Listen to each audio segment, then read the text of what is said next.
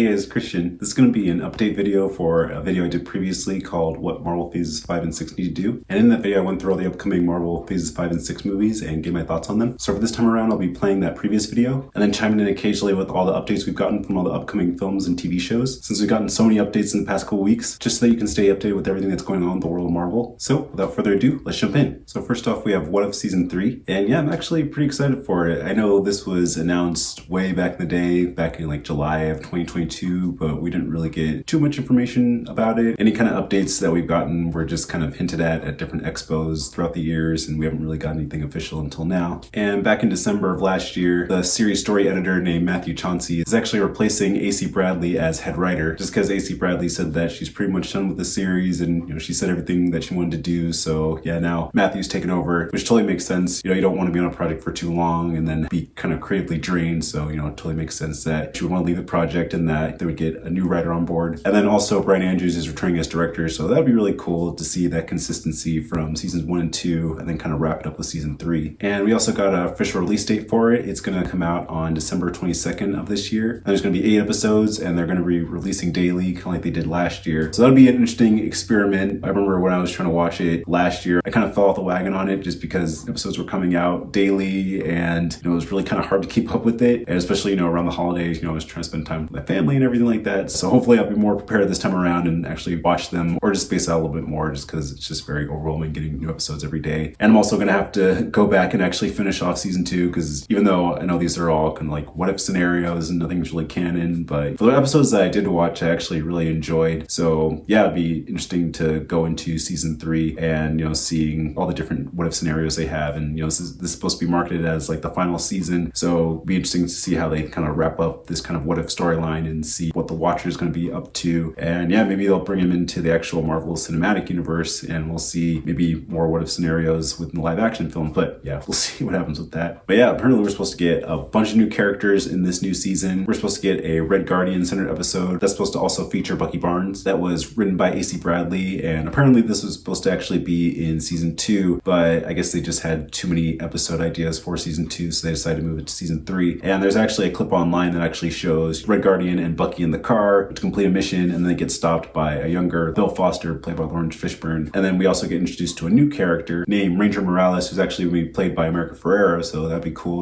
Hot off her Oscar nomination for Barbie, so it's cool to see her in What If, at least as a voice actress, because I know she was also voice actress in the How to Train Your Dragon trilogy, so that's really cool hearing her voice again in a project like this. The clip actually looks really cool and really sets the tone for these two characters and kind of hints at their dynamic for Thunderbolts, which we'll get to later down the line. But yeah, it looks really fun, looks really action-packed, and yeah, too bad that it wasn't in season 2, but I'm glad it's gonna be in season 3. So yeah, it just gets me more excited for season 3, and yeah, I can't wait to see what happens with it. And then there's also supposed to be an anime-inspired episode where it's kind of like a Voltron type episode with the Avengers in different parts of this giant machine. And apparently they're supposed to be battling some kind of Mega Hulk monsters. So I think that could be really fun, very Gundam and Voltron, these giant mech animes that are going against these giant monsters. And it's supposed to be called Go Avengers Heroes of the Gamma War. Again, a very anime-inspired title. And it's supposed to feature Sam Wilson / Captain America, Black Widow, Red Guardian, Shang-Chi, Monica Rambeau, Moon Knight, Shuri, and Melina Vostokov. So again, seeing these characters who have really no interaction within the Marvel Cinematic Universe, finally interacting with each other and having this crazy anime-inspired mecha suit-wearing fight, which is really cool. So yeah, it's kind of one of those fun things about the What If series is that, it has all these what if scenarios, so all these characters that you will probably never see interact with each other. In the Marvel Cinematic Universe, you can finally see them in the What If universe. And yeah, it's really cool that they actually have the actors from the Marvel Cinematic Universe doing voices for the animated versions of the characters, just to have more of that connection and continuity. Yeah, it just makes it, seem more real, especially with the animation style. It has a kind of like photorealism to it, and it's not like super cartoony, so you can kind of see like, oh yeah, it does kind of look like the actual characters from the MCU in these scenarios. So yeah, I think that's a really cool aspect for sure. And we're also supposed to get an Agatha Harkness episode with a big musical number in it, so I think that could be really fun as well, especially with Catherine Hahn as Agatha in Agatha All Along performing the Witch's Road song. Obviously she has some singing chops, so to see her in an episode of What If where she actually gets to sing again, totally makes sense. And then, it's a what if story, so anything can happen, so I'm not really quite sure how the musical number is gonna actually come to fruition in the episode, but I mean, again, it's what if, so anything could happen. And then we're also supposed to be getting an episode episode with Shang-Chi in a Western. So I think that could be really interesting. And then other characters that are supposed to be included are White Vision, Riri Williams / Ironheart, Wanda Maximoff / Scarlet Witch, Wong, Nick Fury, Phil Coulson, and Giant Man. And I'm not sure like what capacity they're supposed to be in it, but again, it's cool seeing these characters within these what if scenarios and, just seeing more of them, because a lot of these characters we haven't really seen too much in phases 4 and 5. So it's really cool to see them more in fruition in this season, and hopefully see them more in like central roles instead of just like either a cameo or like a supporting role or something. So yeah, definitely just gets me more excited for the season. And the executive producer of the season, Brad Winterbaum, also said this is supposed to be like a culmination of the What If trilogy, and that's supposed to be a very emotional experience, and that the Watcher's humanity is supposed to be explored more than ever in this season. So yeah, it gets me really excited. I know throughout the first couple seasons, the Watcher is supposed to be very,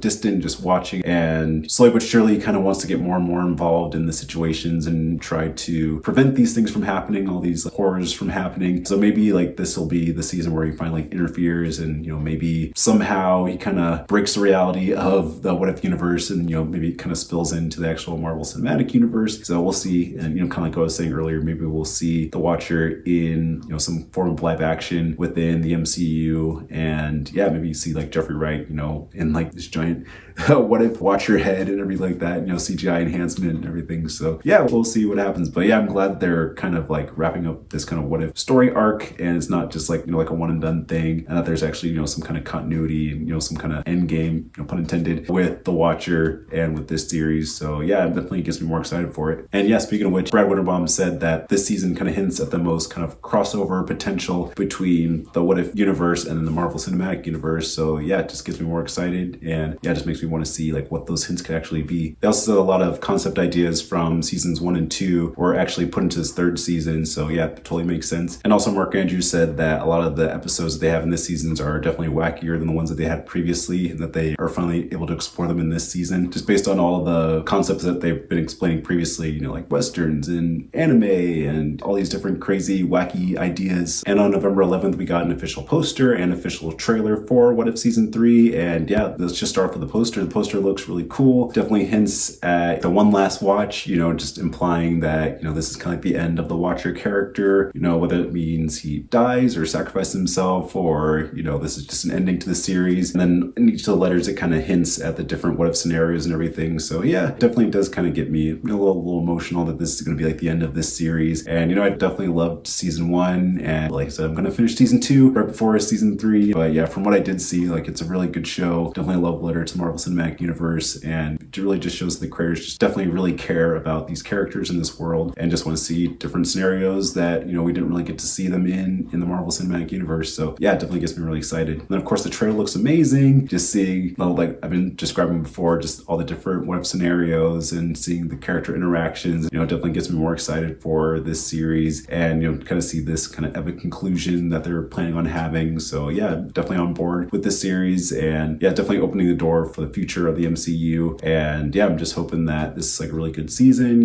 starts off really strong, and yeah, just kind of keep the momentum going as we continue Marvel Phase 5 and then into Phase 6. So yeah, I'm definitely really excited, and yeah, I can't wait to see what happens with it. All right, now we move on to Your Friendly Neighborhood Spider-Man. And yeah, I think this could be a really cool show. The official premise is that it's supposed to be an alternate reality of the MCU. This isn't supposed to be the 616 universe version of Peter Parker. This is an alternate reality version of Peter Parker, and it's supposed to tell more of his origin story, which we didn't get with Tom Holland's Peter Parker. We kind of just skipped the origin story and then went straight into his first appearance in Civil War, where he's already had his powers for a year or so and is being a friendly neighborhood Spider-Man before he gets recruited by Tony Stark. And in this version, it's supposed to be, instead of Tony Stark being his mentor, it's actually Norman Osborn as his mentor. So I think that'll be a really cool twist with all that. We haven't really seen Norman Osborn at all in the MCU. I know we got him in Spider-Man No Way Home with Willem Dafoe playing him again, but I know that was from the Tobey Maguire version of it. So we haven't really seen an MCU version of Norman Osborn. Even if it is animation, I think that's fine. Speaking of which, the series style is supposed to celebrate and pay homage to the original Spider-Man comic books back in the 1960s. So I think that's really cool. There's been like photos that they shared at different expos and different cons and everything like that, showing the different characters, and definitely feels more like a 1960s animation style. And it's created by Jeff Trammell, and he's going to serve as the head writer and executive producer on the show. I know he's worked on a lot of other animated shows like Craig the Creek, so I think that can bring like a really fun aspect to this new Spider-Man show. And then as far as casting announcements, we have Hudson Thames as Peter Parker / Spider-Man, and and he actually played Spider-Man in the What If version of the character. We have Eugene Bird as Lonnie Lincoln, Charlie Cox as Matt Murdock / Daredevil, so I think that could be really cool. I know we got that tie-in again in No Way Home with Matt Murdock in that movie playing a lawyer for Peter Parker, tying that in. I'm not sure how much he's going to be in it, but hopefully we get a decent amount of him. I know he's going to pop up more again in Daredevil Born Again, which we'll get to in a second, but yeah, it'd be really cool to see an animated version of Daredevil. We also have Hugh Dancy as Otto Octavius. Again, we got him in No Way Home, but yeah, it'd be cool again to see an animated version of Otto Octavius. And I know they're gonna stick with the more comic accurate version of Otto Octavius, like the yellow and the green suit and everything and the sunglasses. Carrie Waldron as Aunt May, Zena Robinson as Harry Osborn. And again, we haven't seen Harry Osborn in this version of the MCU, and we didn't see him also in No Way Home. So it'd be cool to see like what they're gonna be doing with Norman Osborn, and then what the dynamic's gonna be once Peter Parker finds out that Norman Osborn is his mentor. Are they gonna kind of have the dynamic that they had with, the Sam Raimi Spider-Man or with the Andrew Garfield Spider-Man, where they're kind of like friends, but also kind of like enemies at the same time, where they just gonna become friends? I think that'd be a really cool premise for a show as well. Grace Song as Miko Minoru from Runaways, and I haven't seen Runaways, but I heard it's actually, a pretty good show, so it'd be cool to see that character from that show brought within the MCU again, just to kind of create more of this continuity, because I know it's been kind of a theme that's been going on with Marvel Phases 5 and 6, is that Marvel's now reacquiring all these different characters that they had to sell off back in the day to the different movie studios. So it's cool to see like all these different Fox characters, Sony characters, Hulu characters, back within the MCU, and Netflix characters, with Matt Murdock, and we'll get more to that with Daredevil Born Again. So yeah, it's cool to see these characters just brought within one universe, and yeah, just have more of that continuity and connection. And Paul F. Tompkins as Bentley Whitman, and supposedly you're supposed to get a bunch of other characters as well, including Doctor Strange, Amadeus Cho, Pearl Penguin, Jean Folkholt, Matt Gargan / Scorpion, Unicorn, Chameleon, Speed Demon, Tarantula, Rhino, Carmela Black, and Butane. And again, it's really cool to see these different characters that we've seen in different movies from the MCU in this kind of 1960s version, and seeing characters that we really haven't seen in the MCU, or just characters that we may have seen from like other different movies but not really comic accurate. So it'd be really cool to see like what becomes of them in this show. And then at San Diego Comic-Con in 2022, we got a bunch of different suits that were revealed for Spider-Man, including a homemade suit, kind of like what we saw in a brief glimpse in Civil War and then in Spider-Man Homecoming. And then apparently there's like a black suit and a Beetle suit and like all these different suits that we'll have showing Peter Parker's progression until he gets into the classic red and blue suit. And apparently we're supposed to get a second season as well called Spider-Man Sophomore Year. So we'll see how it goes with that. I know the original title for the show was supposed to be Spider-Man Freshman Year, and they changed it to Your Friendly Neighborhood Spider-Man. So we'll see if they stick with that theme of the different years within high school for the second season. But yeah, maybe it'll just be called Your Friendly Neighborhood Spider-Man Season 2. But I guess we'll see what happens when that season actually gets finished and developed. But yeah, overall, I love Spider-Man. I think it'd be really cool to see an alternate version of Spider-Man within the MCU, and yeah, see all the different conflicts that he has with Norman Osborn and all these different characters and all these different villains that he faces. So yeah, I'm excited for it, and we'll see how it goes. And we also got a bunch of new updates from the D23 Expo. It looks like there was a lot of footage shown of how Peter Parker was actually bit by the radioactive spider. It looks like it starts off with Peter Parker going to his first day of school, and then he meets with the character of Nico, and as he's talking with her, suddenly a portal opens up and Doctor Strange comes blasting out, fighting a version of the symbiote which has a resemblance to Venom. So I think that'd be really cool. And apparently a spider from that dimension comes through the portal and then bites Peter, and then that's when he gets his powers. And another clip of the footage shows a relationship between Peter Parker and Norman Osborn, his new mentor. And Norman Osborn is going to be played by an actor named Coleman Domingo, and it looks like from the illustrations that Norman Osborn is actually going to be African American, as well as Harry Osborn. And it's cool that these two characters are played by African American actors, so I think that's really cool. Just get more diversity into the Peter Parker universe, and the fact that the creator is African American as well. It's really cool to see that Spider-Man Into the Spider-Verse influence on it. And apparently after the first clip of footage, they started playing the classic Spider-Man theme song, and then it kind of changed into like a rap song, so it's cool to see that influence there. And then going back to the second clip, it looks like Peter Parker is finally donning an early version of the Spider-Man suit, and he's going on different missions to fight all these different villains and all these different thugs, and Norman Osborn's being his man in the chair, so to speak. So I think that's really cool, kind of like a reference to how Ned was in the Spider-Man Home trilogy, especially in Spider-Man Homecoming. So I think that's really funny. But yeah, just seeing all these different updates and announcements and hearing the description of all this footage that's happening gets me really excited, and hopefully we'll get trailers soon and we'll see how it all goes. But yeah, overall really excited. So the only update we've gotten for Your Friendly Neighborhood Spider-Man is that we actually got a really cool trailer for everything that's coming up in the world of Marvel for Disney Plus. And Your Friendly Neighborhood Spider-Man had a couple clips that were shown, and yeah, the clips actually really fun. Definitely shows the tone of like what they're going for. Definitely has that kind of 1960s comic book style animation to it, so I think that looks really cool. Definitely shows like the action in and the humor and the characters that they're trying to go for. So yeah, definitely gets me really excited. We also got confirmation that it's supposed to be coming out on January 29th. Previously, it was supposed to be announced that it was coming out actually this month, November. But I guess they just have so much going on, they decided to just push it to January, which yeah, it's totally fine. Maybe they just needed more time to work on animation, or that was just the best time to release it. So we have to wait a little bit longer, but I'm sure it'll be worth it just because there's so much coming up in the world of Marvel. So to spread out is definitely a good call for sure. But yeah, not really too many updates. Hopefully we'll get a new trailer soon, maybe like right after What If season 3 wraps up, and yeah, we can definitely have more theories about it and dissect even further. But for now, that's really the only updates with it. But yeah, I'm still excited for it. All right, now we'll move on to Captain America Brave New World, and we got an official synopsis that's been released. It's supposed to be that Sam Wilson finds himself in the middle of an international incident and he has to stop the true brains behind it. Yeah, which totally makes sense. Speaking of which, we got a brand new trailer as well, showcasing Harrison Ford as Thaddeus Thunderbolt Ross. And I think it's really funny that they have that line of like Sam saying to Thaddeus like, "Oh, you look different,"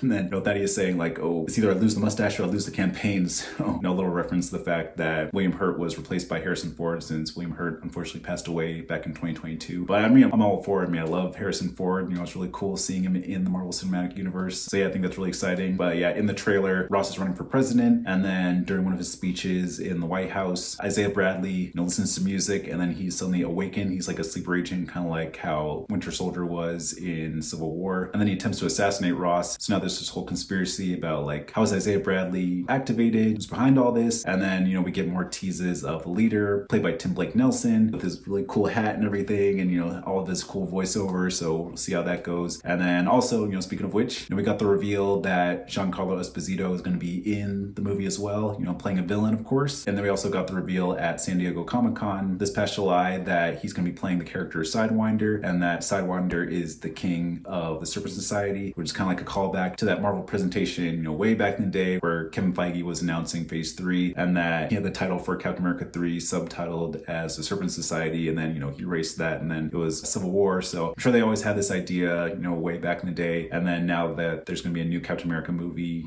they can finally have that idea in fruition. I'm not really familiar with the whole Serpent Society storyline, but, I love Giancarlo Esposito and like literally everything that he's in, Breaking Bad, Mandalorian, The Boys, every time he plays a villain is like super amazing. So yeah, I'm really excited to see him in the Marvel Cinematic Universe as a villain. So I think that'd be really cool. So we'll see what capacity he plays. Is he going to really be the brains of the operation, or is it going to be a leader who's behind everything? But I guess that kind of leads into our next thing, is about the whole thing with the reshoots and how they got a writer named Matthew Orton to rewrite page of the script, because I know during official production, like once they started editing it together, Marvel was just saying that it just wasn't really working. So they planned to have a bunch of different rewrites and reshoots, and that's when it got revealed that Giancarlo Esposito was brought onto the production. But yeah, I'm sure maybe like the leader wasn't working as well, so they had to bring in Giancarlo Esposito as Sidewinder to kind of punch it up a little bit more. So we'll see how it goes. I mean, I love the trailer. It looks really cool. I know that they were trying to really emulate what they did with Winter Soldier, with the whole kind of like political thrill and everything like that, which is definitely is, with presidential assassination attempt. And I think it's also funny that Harrison Ford is also playing a president again, because I know he played a president in Air Force One, so I wonder if he'll say a line like, "Get off my plane," or something like that. So we'll see how that goes. But yeah, then also, we got the reveal that Red Hulk's going to be in the movie, and, we got that little glimpse at the end of, Red Hulk grabbing Captain America's shield and slamming it onto the ground. And then we also got a new poster with Red Hulk's hand around the shield. So I think that could be really cool, see how Red Hulk ties into this movie, and, did he become Red Hulk voluntarily, or was this, thrusted upon him or something like that? I know there's a bunch of different theories about like why he becomes Red Hulk. Maybe it has something to do with Betty Ross or something, because I know Liv Tyler's going to be in it. So we'll see how that all shakes up. But yeah, I'm really excited for that. And then we also got some updated casting announcements. Shira Haas will be playing Ruth Bat Shroff, and she was a former Israeli Black Widow and is also a high-ranking U.S. official who's close with Ross. So I think that could be really cool. We also have an actress named Jaja Ruckmore who's playing a Secret Service agent, and we saw her in the trailer. There's a really cool shot of her, holding a gun with Ruth, and they're going down a hallway. And then we have another actor named Takahiro Hiro who's playing Prime Minister Ozaki. And I know that's another storyline that's going to be brought up in this, kind of jumping ahead a little bit, but I know there's going to be some conflict between, the different world leaders over the fact that the frozen body of Tiamat the Celestial from Eternals is kind of rising up out of the ocean. And also gets revealed that Tiamat is actually made of adamantium, which is the indestructible metal that's within Wolverine. So that's kind of like the MCU tying in the mutants a little bit more, especially since we had Deadpool and Wolverine come out this past summer. It's going to be cool to see more integration of the mutant characters within the MCU. And I'm also glad they're finally addressing this kind of event that happened in Eternals, because I know we got a little Easter egg Loki and She-Hulk, little line that Jennifer was looking at on her computer,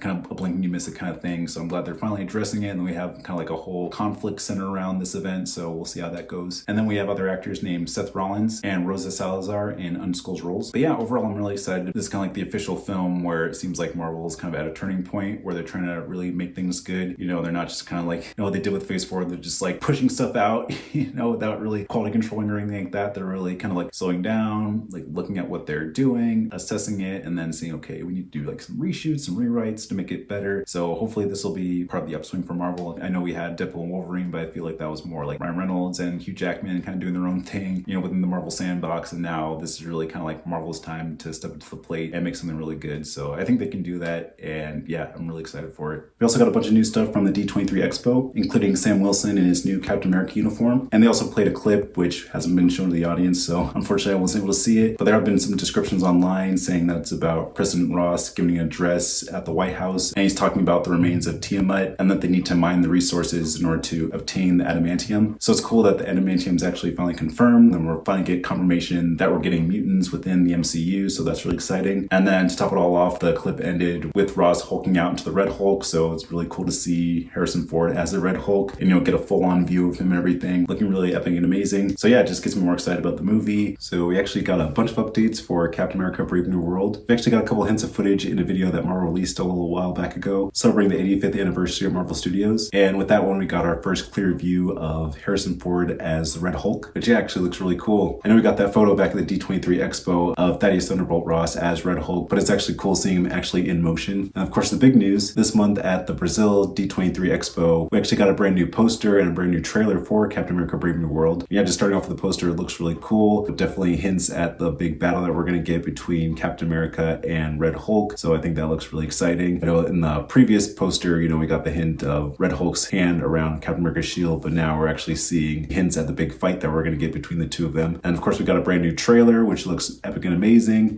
Definitely kind of elevates what we got from the previous trailer. Definitely looks more like the Winter Soldier vibes that I was really wanting to see from this movie. Definitely shows like the darkness and the paranoia and the political intrigue that's going on. And then, right off the bat, we get Isaiah Bradley within custody. I know we got that news before that he was going to be under some kind of hypnosis, kind of like the Manchurian Candidate, and that he was activated in order to assassinate Thaddeus Thunderbolt Ross. And, kind of get this whole story in motion of like, okay, who's the one who brainwashed him? Why were they doing this? What's their big end game? And, we get more hints at the leader, with his epic voiceover and, showing kind of like the darkness of what's going on. I know they're kind of like playing that he might be the ultimate big bad, but I think it's really going to be Sidewinder who's like behind all this. It's really cool to actually see Giancarlo Esposito, like in action, threatening Captain America, probably about to do battle or something. So it'd be really cool to see that. And then of course, seeing Harrison Ford as Red Hulk more in action looks really, really cool. And, we still don't really know the motivation of like why he decided to become a Red Hulk. Maybe of all the threats that, Sidewinder and the leader are doing with all this kind of like political intrigue and, assassination attempts and everything like that, he decides to kind of take things within his own hands and, tries to find a way to protect himself. And obviously things go wrong. And, then we kind of end on this big confrontation between Cap and Red Hulk. So we'll see how that whole big battle goes. I'm sure somehow they'll tame Red Hulk and then they'll kind of use his power to work together with Captain America and with the new Falcon and, try to figure out who's behind all this political intrigue and everything like that. And then, have a big battle at the end. But yeah, it was definitely a good like cliffhanger to end on this whole confrontation between the two of them. But yeah, I'll be excited to see what happens with that. We also get more of Shira Haas as Ruth Beth Saraf, and we also get more of Joja Ruckmore as the Secret Service agent. It's kind of cool seeing them in action and, seeing how they're going to be integrated into this story and, just add just more depth to it. You also get more of Danny Ramirez as the new Falcon, which is really cool seeing them kind of team up, kind of like them exiting the carrier and seeing like the missiles fly over them and all this chaos ensuing. But yeah, it just looks like it's just going to be a lot that these characters have to deal with. And yeah, it just definitely gets me really excited for sure. But yeah, overall, I'm excited about this story. Again, I think this will be an upswing for Marvel as far as the Marvel Cinematic Universe. I think Deadpool and Wolverine did a good job at getting people interested in the Marvel Cinematic Universe again, especially,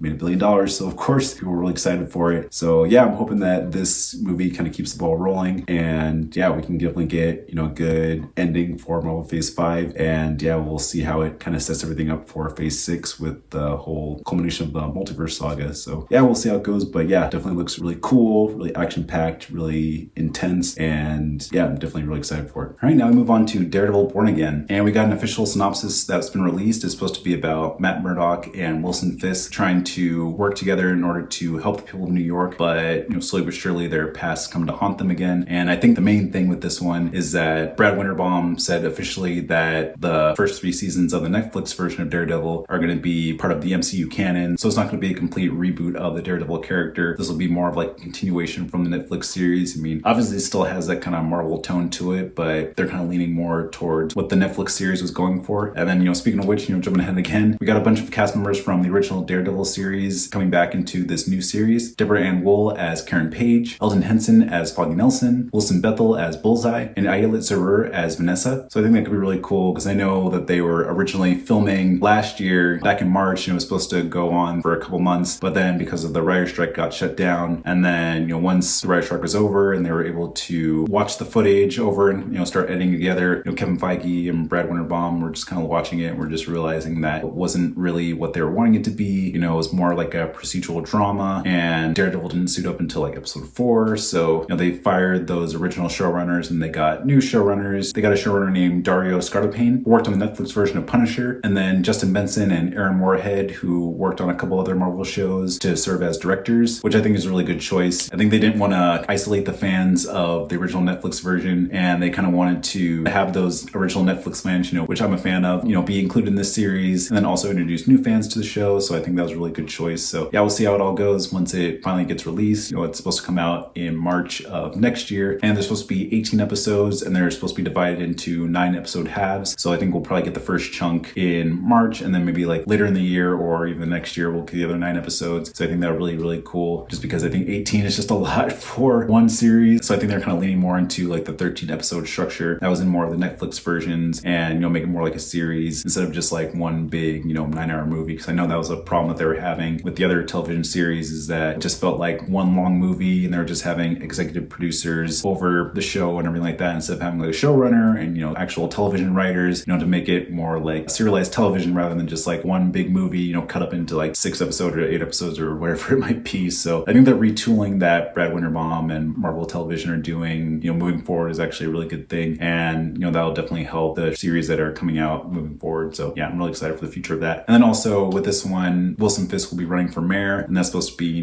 based on one of the storylines from the comic books, which I'm not familiar with, but I think it's an obvious choice. I know there's a cliffhanger at the end of Echo, kind of like a post-credit scene of Wilson Fisk kind of like licking his wounds after his battle with Echo, kind of mind altering him and everything like that, re-experiencing his childhood trauma. And he's like looking at the screen how New York's in need of someone who like fight criminals and everything like that, someone who would be a leader in that aspect. So that kind of gets like the light bulb going off in his head for him to run for mayor. So we'll see how that goes, and I'm sure like as he's trying to like run for mayor and everything like that, Daredevil is going to be trying to expose him for criminal that it really is. And then I know Punisher's supposed to be in it too, and there's supposed to be a couple of characters who represent the police force. The actor Jeremy Earl is playing a character named Cole North, who's supposed to be the head of the police force, and him and Wilson Fisk are trying to team up in order to get rid of all vigilantes within New York City, including Daredevil and Punisher. So yeah, we'll see how that goes. I think that'll be a really interesting dynamic. And then we also got some other casting announcements. Margarita Laviva will be playing Heather Glenn, and she's supposed to be a love interest to Matt Murdock. Michael Gandolfini as David Blade, Jania Walton as Bibi Urich, and she's supposed to be a young journalist. Artie Frashon as Buck Cashman, and Lou Taylor Pusey, who's been cast in an undisclosed role. But yeah, overall, I'm really excited about Daredevil Born Again, especially the fact that they had this kind of creative overhaul in order to make it lean more towards the Netflix version of Daredevil, and the fact that the Netflix version of Daredevil is now MCU canon, I think is really cool. And the fact that they're bringing all these cast members from that show into the series, and they're leaning more towards the tone of that show, I think is a really good choice. So yeah, I'm really looking forward to it, and yeah, we'll see how it goes. And we got a bunch of new stuff for Daredevil Born Again at the D23 Expo, including a brand new logo, which looks really cool.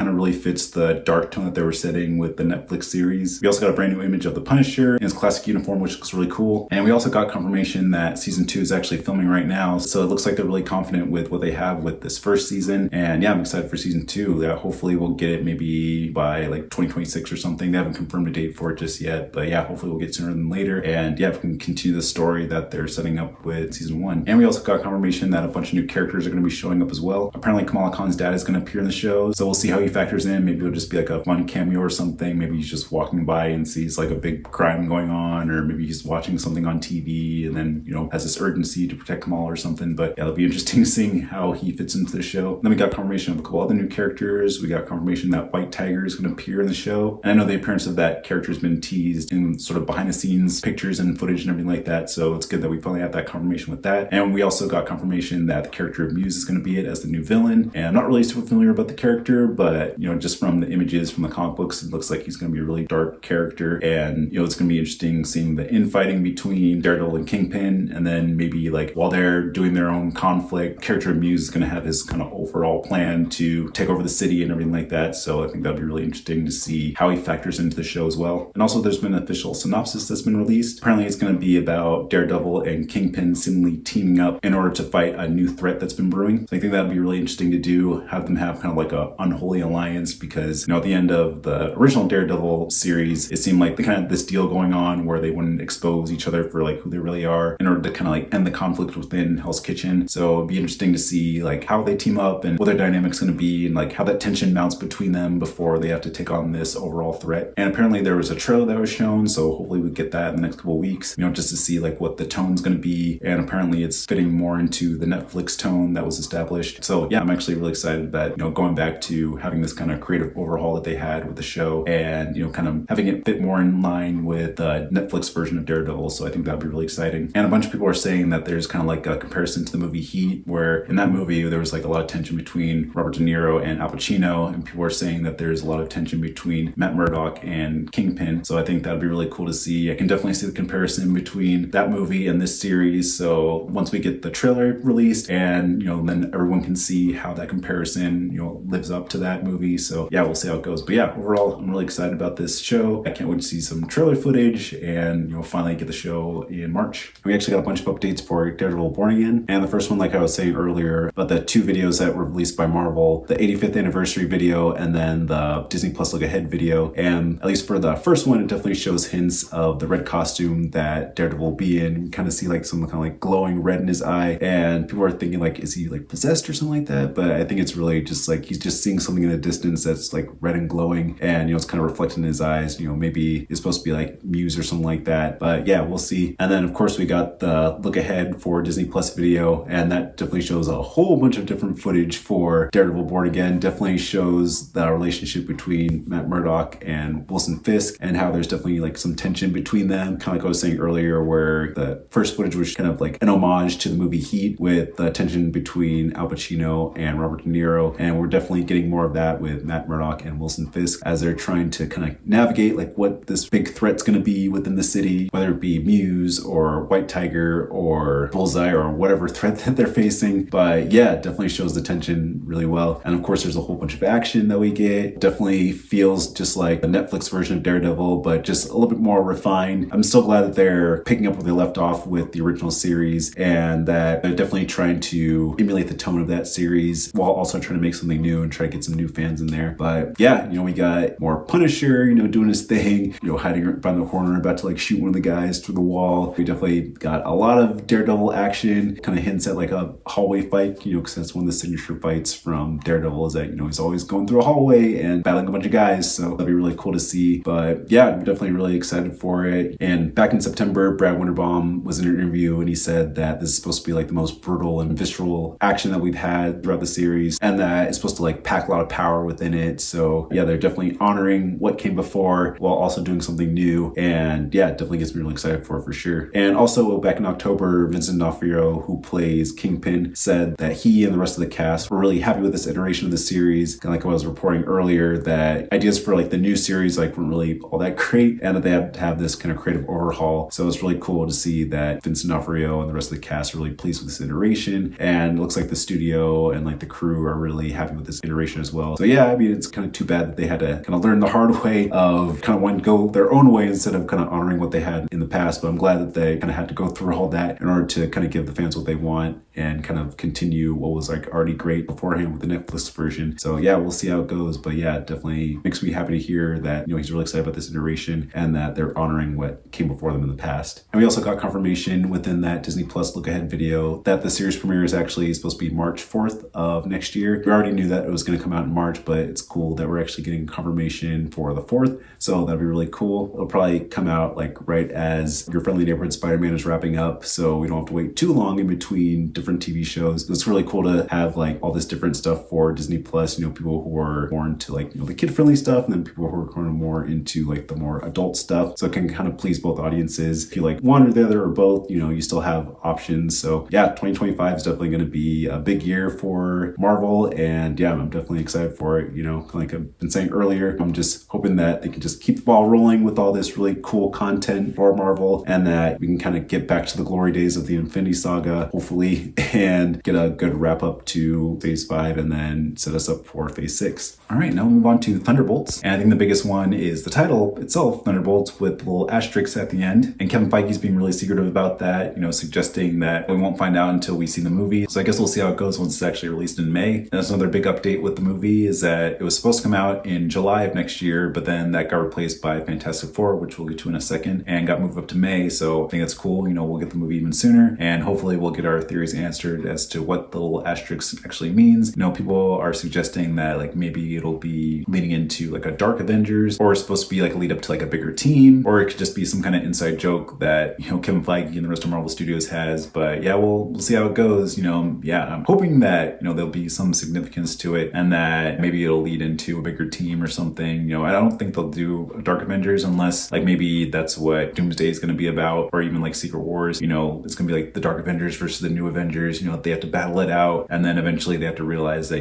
Doctor Doom is actually the big bad, and they have to like team up in order to defeat him and everything. But I know we'll get to that in a second. But yeah, I guess we'll see how it goes. But in other news, we found out that a writer named Joanna Kahlo has joined the project in order to rewrite the script. And I know originally it was written by another writer named Lee Sung Jin, who worked with the director Jake Schreier on Beef. So I know that they had a lot of collaboration between them. So it'd be cool to have another writer on board to polish the script a little bit to see how it goes. So I'm wondering if they also had like problems in the beginning, kind of like what Captain America Brave New World was having, where Marvel had this obligation to rush all these projects out, and then now that in this year they had time to slow it down, maybe they were like editing the project together and they were realizing that stuff wasn't really working. So then they hired Joanna to come on board and just polish things up, make it more in line with the continuity that they're trying to establish for the future of the MCU. So I think it's a good choice. Anytime they have time to like rewrite or reshoot, make things better, is always a good choice. So yeah, we'll see how it goes with that. And then filming began later in February of this past year and then wrapped in June. Another announcement is that we have a couple of different actors from previous Marvel projects that are coming into the movie. We have Lawrence Fishburne as Bill Foster from Ant-Man and the Wasp, and then Rachel Weisz as Melina Vostokov from Black Widow. So I think they're really cool to have those characters within the story, because I know that Bill Foster was really close with Ghost, so it makes sense that he would have some kind of father-daughter relationship there. So it'd be interesting to see how he's brought into story. And of course, Melina was, the fake wife to Alexei and the fake mother to Yelena. So I'm sure she'll have some kind of cool scene involved with them as well. So yeah, we'll see how that goes. Like, we'll see if they're just little cameos or if they'll actually be part of the team in some capacity. But yeah, I'm really excited to see them in the movie as well. But going back to the filming, I know that it was delayed because of the writer's strike that I was talking about earlier. And because things were so delayed, a couple of the actors had to drop out, including Steven Yeun and Ayo Edebiri. And I know that Steven Yeun was cast to play Sentry, but since he dropped out, they had to replace him with Louis Pullman from Top Gun Maverick. So I think that'd be really cool. And the fact that his character in Thunderbolts, his name is Bob, because that was his character's name in Top Gun Maverick. So I think that's a really fun connection that they have there. But yeah, apparently he's supposed to be kind of like a main villain in Thunderbolts. So maybe that's the character that all Thunderbolts are going against. So we'll see how it goes with that. I know Pullman's character was kind of like the nerdy character in Top Gun Maverick. So it'd be cool seeing more of as a villain. So yeah, we'll see what happens with that. And then an actress named Geraldine Wisvanathan is supposed to be playing another character named Mel. And she's supposed to be an assistant to Val's character. And apparently it's supposed to be kind of like comedic role. So, which makes sense because, Julia Louis-Dreyfus has been in so many different comedies over the time. And then she's obviously a very comedic character within all the Marvel movies that she's been in. So I think that'll be really interesting seeing that dynamic. And yeah, speaking of characters, David Harbour was saying in this movie, the relationship between Alexei and Yelena will be explored a little bit more. So I know we got a little bit of that in Black Widow, but it'd be cool to see more development within Thunderbolts, especially since Alexei and Yelena are going to be on the same team and they have to, butt heads and, eventually, come together to fight, Sentry and whoever other villains that they might be facing. So yeah, that totally makes sense. And I'm really excited to see more of that. And then also this past March, we got a video from Florence Pugh, kind of like a behind the scenes video of her showing off the set, showing off her new Black Widow costume, showing the different dailies at Video Village that Jake Schreier was at. And they have this kind of fun dynamic saying like, oh, I don't know if we should be filming this stuff, but Florence is still just like filming it anyway. So I think that's really cool to see, kind of like going back to kind of like what Black Widow in Avengers Infinity War was wearing wearing, a little bit more of like a tactile suit instead of, something that's like skin tight and not really practical. So I think that's definitely a good update for that character's costume. And then speaking of which, we also got some more behind the scenes footage this past June at CinemaCon, which hasn't been released to the public, so I haven't seen it. And then also at San Diego Comic-Con this past July, where they showed like a little sizzle reel of Thunderbolts, which obviously they haven't released to the public, but from what I hear, it's supposed to be very like dark and intense, and definitely focuses on Elena's character dealing with trying to find a purpose in life. All of her life is just about like killing people off and everything. And then she gets talked to by like Alexi, and then we kind of get introduced to these other different characters as well, kind of feeling like they don't belong in the world, and then eventually, coming together, finding each other, and then, obviously working together to fight whatever evil that they might be facing later on. So yeah, I'm hoping that this will be like a kind of redemption story for these characters, especially, John Walker, because he's definitely one of my least favorite characters in Marvel. I love Wyatt Russell. I think he's a great actor, but just, all the actions that he's taken are, very controversial,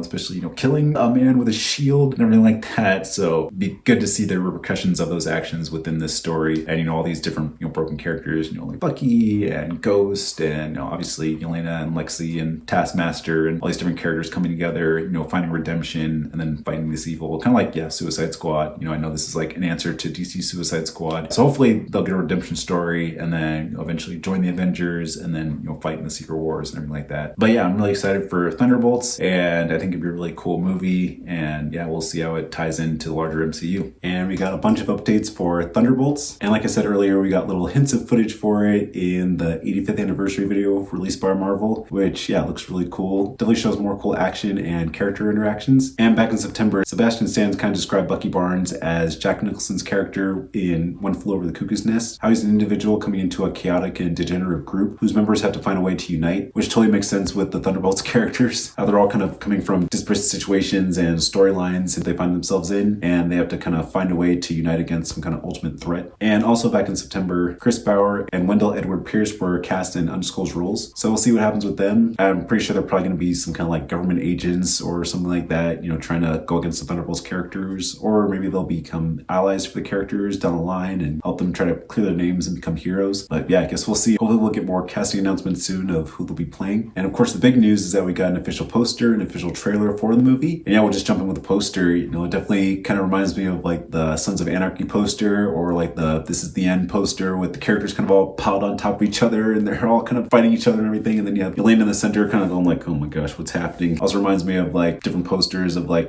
characters piled on top of each other, like the Inside Out 2 poster, or like the Toy Story 3 poster, or the Hobbit poster. So definitely kind of falls in that tradition. But yeah, definitely gets the tone of what's going on with this movie, of these disparate characters, battling against each other, and there's going to be all this chaos going on. So yeah, definitely gets me more excited for it. And of course, the official trailer, which just looks epic and amazing. Yeah, it definitely kind of plays into the footage that was shown at Comic-Con previously of, starts off with Yelena meeting up with Alexi, and sets the tone of with their relationship. Yelena's kind of like broken and, exhausted and, just trying to find connection. And then you have Alexi, just being fat and lazy, trying to, pretend that he's like all busy and everything like that. As soon as he hears a knock on the door, he's like trying to rush, trying to clean up and everything like that. And then them confiding in each other, trying to figure out like their purpose in life. And, how Yelena's just kind of done with the whole kind of assassination role, and just kind of showing the montage of all the different characters, kind of like low points of their lives. Either they just don't have personal lives, or they're just kind of stuck in a situation that they find themselves in. And this whole movie is kind of like, jump-starting their call to adventure, so to speak, with them being brought into that lockdown room and, kind of interacting with each other, like, who are you? Like, what are you doing here? What's going on? And, them kind of like fighting each other, and then realizing like, wait, we were sent here for a reason. And then of course we get the character of Bob, aka Sentry, just kind of like, in his hospital garb, kind of like, what's going on? Like, hi, I'm Bob. I don't know what's going on here. And obviously there's going to be like some kind of big twist going on in this story of like, I guess this kind of like shadowy government trying to get rid of these rogue heroes. And then I'm guessing they're going to try to push Sentry to be like this kind of like ultimate super villain or something like that, in order to, like wipe out all the heroes and whatnot. And we'll see if he becomes an ally in the end, or if he actually stays an enemy, but we'll see. But yeah, it's really cool seeing like their interaction, all the comedy, all like different one-liners and jabs that they have at each other, both joke-wise and, physically, as they like fight each other and everything like that. But yeah, it just gives me like really excited for this story, and looks really, really fun. And then, it just kind of culminates with the big action sequence at the end of, Red Guardian and John Walker and Yelena and Ava, in the car, being chased by the convoy, and like them trying to get away and everything. And then the convoy truck gets flipped over, and they're like what the heck is going on? And they see like, wait, is that Bucky? And then Bucky's on his motorcycle and like takes it down single-handedly. So yeah, just really cool, really action-packed, really like dark. And yeah, I'm guessing that the little asterisk means that they're going to be the Dark Avengers in the end. You know, I know earlier I had my theories of like what that could be, but you know, it just really looks like they're going to be the new Avengers, the Dark Avengers, and then, you know, Val is going to be kind of like their Nick Fury in a way, kind of like setting up them on missions, the ones that, you know, the government won't let them do. But yeah, we'll see what happens. You know, again, Kevin Feige said that we're not going to get an answer until the movie's actually released, so we'll see what happens. But you know, I'm guessing that that's going to be like what the little asterisk means, but I guess we'll see. And then of course earlier this month we got a special look for the film from the Brazil D23 Expo, which looks really cool. It definitely kind of expands more on kind of like the action scene that we got from the previous trailer, where the heroes are driving on the road and, you know, they're driving away from the convoy, and they're like the comedy bits of like Red Guardian trying to step on the gas and then it only goes like 43 miles an hour, 44 miles an hour, 45 miles an hour, and then the guys are just like, come on, can you make it go faster? And Red Guardian's like, I'm trying my hardest. And then, you know, we get the whole expansion on the action sequences of like Bucky actually taking down the convoy and then firing that weapon that attaches to the car to like stop it. So I'm sure Bucky's gonna kind of be the main hero of this story, and then, you know, the other ones are going to be kind of more of like the anti-heroes. Then of course Bucky's probably gonna have a turn in the end and then actually team up with the anti-heroes and then become the Thunderbolts, and then, you know, with Val kind of like overseeing the operations. And then I'm sure like Sentry is going to be kind of like the main villain that they have to team up against. You know, we kind of got a couple shots of Sentry exiting compound and he has like bullet holes all in his shirt, so I'm pretty sure he's going to become some kind of like superhuman that they have to go against. Maybe the government tried to have him be kind of like their savior in a way, but then, you know, things go wrong and then he kind of goes off the map, and then they can't call the Avengers, so they have to call the Dark Avengers. Sorry, I mean Thunderbolts asterisks to save the day, kind of like what Suicide Squad was trying to do, and then what The Suicide Squad by James Gunn actually succeeded in. So it'd be cool to see how they do that in the Marvel Cinematic Universe. So yeah, I'm really excited for it, and I like the banter at the end that the characters have, where Red Guardian's yelling, "We're the Thunderbolts!" And then all the other characters are like, "Oh yeah, we're not going to call ourselves that." And then we get the closing title where it says Thunderbolts, and then kind of cut back to the characters and cut back and it says little asterisk. So again, we'll see what the asterisk is. I still think it's going to be the Dark Avengers, but yeah, we'll see what happens. But yeah, everything that they've been showing from this movie, I'm really excited for. Lots of great action, lots of great comedy. I'm sure there's going to be just a lot of great emotion in the story as well. And I'm pretty sure this is going to like help to culminate phase 5 and then set us up for phase 6. But yeah, I'm really excited for this movie. I can't wait to see these characters interacting and all the different banter and everything like that, and then see how they are brought into the larger MCU and yeah, see where they go from there. But yeah, definitely excited for this movie and can't wait to see what happens with it. All right, now we move on to Ironheart, and the official synopsis been released. It's supposed to be about Riri Williams coming back to Chicago and then discovering dangerous threads that can bring danger and adventure. So I'm sure it's going to be more about the conflict that Riri has with Anthony Ramos' characters, The Hood. You know, it's supposed to be about science versus magic, butting heads and whatnot. So I think that could be really cool to explore. And yeah, speaking of which, we got more casting announcements. Alden Ehrenreich as Joe McGillicuddy, Lyric Ross as Natalie Washington, and she's supposed to be Riri's best friend, Matthew Elam as Xavier Washington, Angie White as Ronnie Williams, who's Riri's mother, Manny Montana as Cousin John, and Shay Cooley as Slug. And we also have Cree Summer and Sacha Baron Cohen in undisclosed roles, but there's rumors that Sacha Baron Cohen might be actually playing Mephisto, and maybe he'll be like a dark mentor to Anthony Ramos' character. So we'll see how that goes. I know that Mephisto's been teased since, you know, WandaVision, with like people thinking that he's going to pop up ever since then. So it'd be really funny if Marvel actually finally put him within the MCU, you know, in a live action series. So we'll see how it goes with that and if he actually ends up being Mephisto. But yeah, hopefully he is. But you know, I'm not super familiar with the character, so I'm not like super excited, or I don't think I'll be super disappointed if he wasn't in it. But I mean, I think it'd be really cool to have that tie-in for the people who really are excited to see him. And then back in January of this year, Dominic Thorne, who plays Riri Williams, said that filming's been officially been completed and that additional photography happened between February and April this past year. Again, I think that's really good. You know, I know the show is supposed to come out way back in the day, but it's been kind of like pushed further and further down the schedule. It's supposed to come out sometime in 2025. So we'll see how it goes. But again, like I was saying earlier, anytime that Marvel has time to like breathe with productions and have time to like rewrite scripts or refilm scenes, I think is a good idea. So yeah, I definitely think that's good. And then in March of this year, Brad Winterbaum said that editing has begun. So I'm glad that it's finally in post-production, and that another show called Wonder Man is supposed to be editing as well. And again, I'm not familiar with Wonder Man as much, but I know it's going to be part of like the Marvel Television banner, and you know, not within the Marvel Cinematic Universe. It's going to be kind of more of its own thing. So I think that'd be really cool. I know the actor who played Black Manta in Aquaman is supposed to be in that show, so I think that'd be really cool. So we'll see how that goes with that. But anyway, back to Ironheart. Dominic Thorne and Anthony Ramos presented the show at the Disney Upfronts back in May and confirmed that it'll be coming out in 2025. But yeah, I'm pretty excited for Ironheart. We haven't really seen too much of it, so I can't really get super excited, but I really liked her character in Black Panther Wakanda Forever, so I'm really excited to see a show centered around her. It's supposed to be 6 episodes, so it won't be too much of a commitment to watch, for people who, didn't respond to her character or didn't respond to the movie. But yeah, I'm excited to see more with her and excited to see her more within the Marvel Cinematic Universe once we get to Doomsday and Secret Wars. We also got some new updates for Ironheart with the D23 Expo, and apparently footage was shown, which people are describing it as kind of like a crime thriller. It's supposed to be about Riri Williams and how she was actually kicked out of MIT, probably because of all the controversy she has about being this kind of new Iron Man, so to speak, at the end of Black Panther Wakanda Forever, and probably all the tension that comes with that. And then she's kind of like at a loss for everything. She's kind of independently funding her own projects and she's not getting money from MIT, and she's trying to find different ways in order to be the person she wants to be. So apparently she's supposed to be teaming up with Anthony Ramos's character, The Hood, and they're going to have somewhat of an alliance, and I'm sure The Hood's going to have like some kind of like darker motivations in order to bring Riri over to the dark side, and then Riri's going to have to somehow fight that, and then that's where their conflict's going to collide. So I'm really excited for that. And then I guess a couple images were shown as well, but yeah, I'm pretty excited for Ironheart. I know like not everyone's excited for it, but like I said before, I liked Riri's character in Black Panther Wakanda Forever, so it'd be cool to see her own series. And again, it's only 6 episodes, so people don't have to commit too much with it. But yeah, I'm excited for the show, and hopefully we'll get a trailer soon so I can get more of an opinion on it, and yeah, we'll see how it goes. And we got a couple updates for Ironheart. Like I said before, we got a couple more bits of footage from the 85th anniversary video for Marvel and for the Disney Plus Look Ahead video. Definitely got more clips that were hinted back in the D23 Expo footage of Riri trying to build something undeniable, and then we definitely got a lot more footage of her in her Ironheart suit, which looks really cool. We got more hints of Anthony Ramos as the Hood, and definitely more hints of the team up that they're going to be having. Riri trying to find more ways to build this machinery, but obviously she doesn't have the funds to do it, so she's going to have to team up with the Hood in order to find ways to get the funds in order to build this machinery. And Parker Robbins kind of hinting at like, oh, in order to do that, you're going to have to sacrifice a lot of things. So yeah, definitely hinting at not only like the alliance that they'll be having, but also like the tension and the potential battle they'll have to be facing towards the end. But yeah, we didn't get like too much footage. We definitely got a lot of clips of her in her suit flying around, going like, let's go, and all this stuff. From what we got, it looks like really, really fun, really, really interesting. And we also got confirmation that's supposed to come out on June 24th of 2025. So yeah, that totally makes sense. I know a little while ago it was hinted that it was supposed to come out in September, which would kind of interfere with Phase 6, because I know like the first film for Phase 6 is Fantastic Four First Steps, which is supposed to come out in July. So to have those things overlap would be kind of confusing. So it definitely makes more sense that this is supposed to come out in June of 2025 and that Fantastic Four is supposed to come out in July of 2025. And since there's only supposed to be about 6 episodes, it should start to wrap up before Fantastic Four First Steps comes out. So that'll be good wrap up for Marvel Phase 5 and then set us up perfectly for Marvel Phase 6. So yeah, overall, I'm still excited for Ironheart. I'm not like crazy excited for it, not like, a couple other shows and movies for Marvel Phase 5. But I mean, I think it could still be fun. Again, just a simple one and done story, picking up storylines that we left off with Black Panther Wakanda Forever as far as Riri's story, and then setting her up for her kind of larger debut within the Marvel Cinematic Universe. And then, yeah, we'll see how it goes. But yeah, from what I see, it looks really fun, really cool, and I'm still excited for it. So yeah, we'll see how it goes. All right, now we move on to Fantastic Four First Steps. And we have a bunch of news that came out with this one. I mean, obviously, we'll just jump right into the title,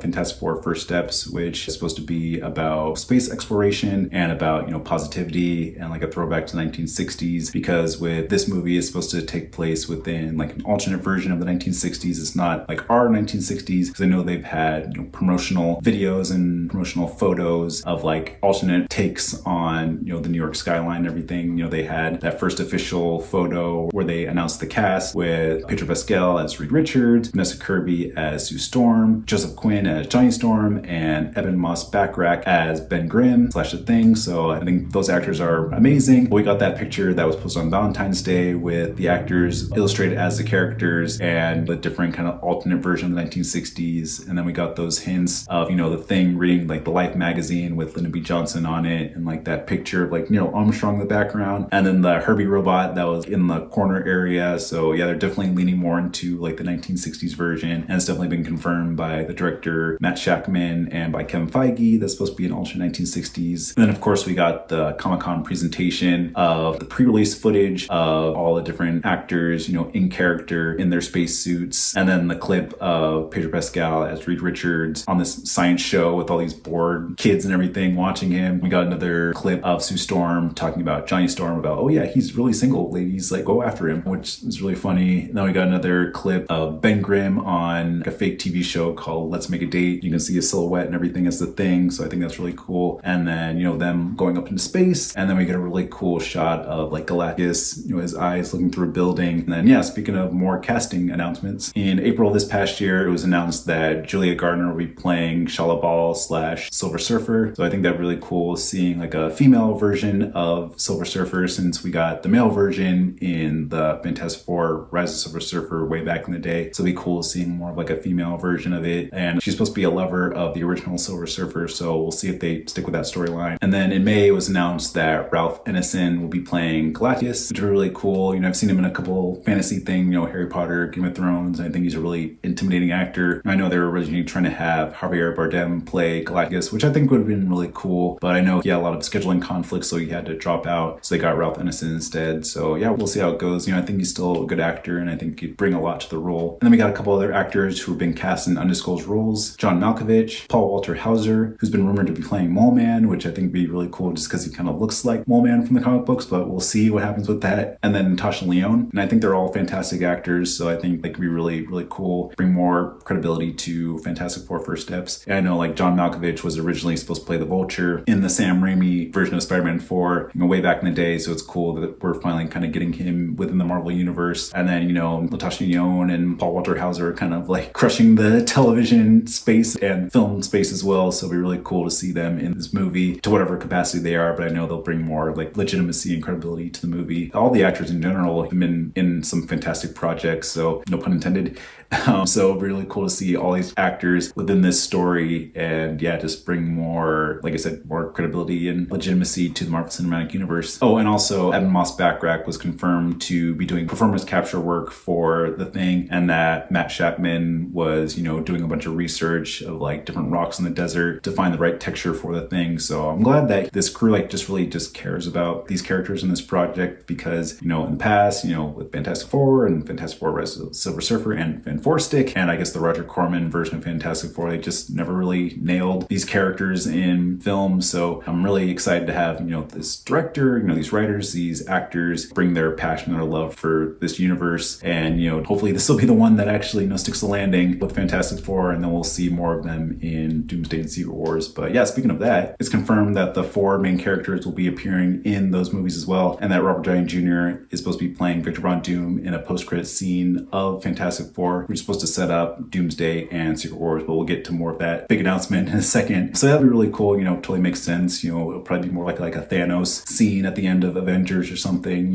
like once the Fantastic Four, defeat Galactus and everything at the very end, this will probably be like a calling card for all these other villains within the universe of like, oh, these guys aren't to be messed with. And then, maybe like Doctor Doom will have like, like a turn to the camera, maybe take off his mask and to reveal to be Robert Downey Jr. Or we'll see how it goes. Because I know in the comic books, Doctor Doom is supposed to be scarred and everything. So it'll be interesting seeing if Robert Downey Jr. will be normal or if he'll be scarred up or whatever they do. So I'm really excited for that for sure. And also at San Diego Comic-Con, it was announced that they're going to be starting filming as soon as the Comic-Con weekend was over. So now they're currently filming, and it's supposed to last about 5 months. So I think that'd be really cool, to get the release date on January 25th of next year. Because I'm sure that they've already been doing like visual effects and editing it as they're going along. So I'm sure they'll be able to, get it all done before the release date, and it should be really good. But overall, I'm really excited about Fantastic Four First Steps. Not the hugest fan of the title. I think if they just called it the Fantastic Four, it'd be fine. But I know they're trying to differentiate it from the past Fantastic Four movies. So having it be Fantastic Four First Steps, makes sense. And the fact that it's supposed to be, tied into optimism and space exploration and alternate 1960s, totally makes sense. And we'll see how it ties into the overall Marvel Cinematic Universe. And I'm sure there'll be like some time travel involved, like once they're actually, brought into, modern day Doomsday and Secret Wars and things like that. And how Doctor Doom factors into this version of Fantastic Four and then leads into Doomsday and Secret Wars. So we'll see how that all ties together. But I'm sure this is going to be like a very essential movie within Phase 6, and a lot's going to be, set up and paid off, in future films. And I'm excited to see these 4 characters within the larger Marvel Cinematic Universe and see how they tie into Doomsday and Secret Wars. And the only other update from the D23 Expo is that we got a set photo of the characters with Joseph Quinn in his Fantastic Four costume, and they're all sitting around a table, eating and having a good time and stuff like that. So yeah, it just looks like a really fun time that they're having on set. They've only been filming for like a couple weeks or so there's not really too much to show. But it is cool seeing Johnny Storm in his Fantastic Four outfit. Definitely very 60s vibe to it with a lot of like white on it and stuff like that. So I think that'd be really cool. But yeah, I know it's still a long ways away, still a little under a year till we get that. So, and they're still filming, so we probably won't get a trailer until like probably at the end of this year or something. So I'm still patient, and yeah, hopefully as time goes on, they'll show more set photos and promotional pictures and stuff like that. But yeah, I'm still excited about it. And we got a couple more updates for Fantastic Four First Steps. In mid-October, filming occurred on location at Dirtle Door in Dorset, England. And there's actually a couple behind the scenes photos that were taken of Joseph Quinn in his Fantastic Four suit, walking on a beach. So I think that looks really cool. I know we've definitely gotten hints of Johnny Storm in the Fantastic Four suit before, but it's really cool seeing him on location on the beach, like actually walking around and everything. So still don't know really what the context is of like why he's on a beach, but maybe it's supposed to be like the alien planet that they go on, or maybe this is right after like the crash takes place when they return to Earth. But yeah, we don't really know the context, but definitely cool to see more behind the scenes photos. And yeah, hopefully we get more of them. Hopefully we'll get to see more of the other actors within their costumes, and then yeah, get some more maybe like behind the scenes footage of them,